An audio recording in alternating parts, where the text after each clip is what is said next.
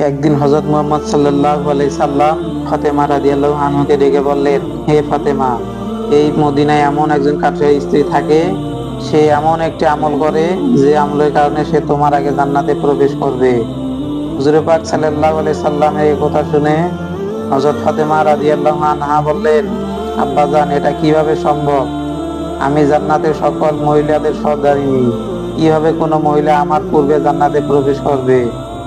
জান্নাতে পূর্বে প্রবেশ করার আকাঙ্ক্ষা সকলেরই রয়েছে। আব্বাজান, দয়া করে আপনি আমাকে সেই কাঠুরিয়া স্ত্রীর ঠিকানা বলুন, আমি যাতে দেখে আসতে পারি সে কি এমন আমল করে যে আমলের কারণে সে আমার পূর্বে জান্নাতে প্রবেশ করবে। মুহাম্মদ সাল্লাল্লাহু আলাইহি সাল্লাম তখন তাকে বললেন, ফাতেমা, আজকে তুমি বাড়ি ফিরে যাও।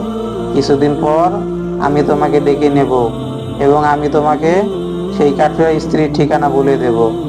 হুজুর পাক সাল্লাল্লাহু আলাইহি সাল্লামের এই কথা শোনার পর হযরত ফাতেমা রাদিয়াল্লাহু আনহা বাড়ি ফিরে আসেন। এভাবে বেশ কিছুদিন অতিবাহিত হয়ে গেল।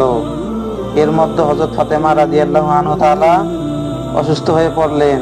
একে তো তিনি অসুস্থ, অন্যদিকে একাধারে 3 দিন তার বাড়িতে কোনো খাবার ছিল না। খাবার না খেয়ে এবং অসুস্থতার কারণে হযরত ফাতেমা রাদিয়াল্লাহু আনহা খুবই দুর্বল হয়ে পড়লেন।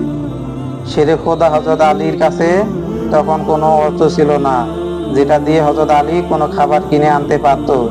3 দিন অতিবাহিত হবার পর হযরত ফাতেমা রাদিয়াল্লাহু আনহু তাআলা আলী রাদিয়াল্লাহু আনহুকে একটি কাপড় দিয়ে বললেন, হে আমার প্রিয় স্বামী, আপনার হয়তো মনে আছে আব্বাজান আমাদের বিয়ের সময় এই কাপড়টি আমাকে হাদিয়া স্বরূপ দিয়েছিলেন।